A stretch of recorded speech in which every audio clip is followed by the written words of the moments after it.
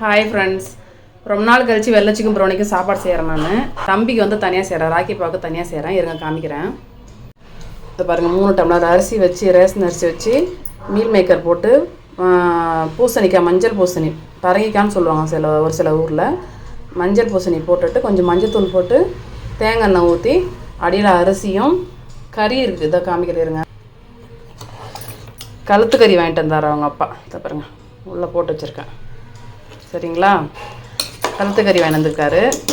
அவங்களுக்கு தனியாக குக்கரில் தனியாக வச்சுட்டேன் நான். எங்கள் ராக்கி சாருக்கு வந்து தனியாக வேகுது சாப்பாடு. தான் பாருங்கள், ஏன்னா அவங்க வந்து ரேஷன் அரிசி ஸ்மெல் வந்தால் சாப்பிட மாட்டேங்கிறாரு, அவ்வளோ கொழுப்பு இருக்குது. அதனால் அதில் இருக்கிற பீஸை மட்டும் பெருக்கி சாப்பிட்டா சாதத்தை வேஸ்ட் பண்ணிடுறான், சாப்பிடவே மாட்டேங்கிறான்.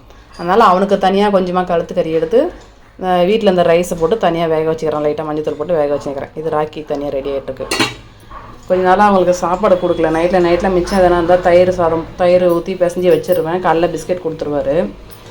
நம்ம வீட்டை மட்டும் நம்பி அவங்க இருக்கிறதில்ல, இங்கே இருக்கிறவங்க எல்லாருமே அவங்க கொடுக்குறாங்க அவங்களுக்கு சாப்பாடு. சரி, இன்றைக்கி அவங்களுக்கு தனியாக சமைச்சு கொடுப்போம் அப்படின்னு சொல்லிட்டு ரெடி பண்ணிகிட்ருக்கேன். திடீர்னு கறியும் கூட வருவான். சாப்பிட்ற நேரத்தை எங்கேருந்து வருவான்னு தெரியாது. அதனால் சரி, ஒரு 3 டம்ளர் அரிசியாக வச்சுருக்கிறேன். ஓகே ஃப்ரெண்ட்ஸ், நம்ம பார்க்கலாம் சாப்பிட்ற நேரத்துக்கு யாரெல்லாம் வராங்க.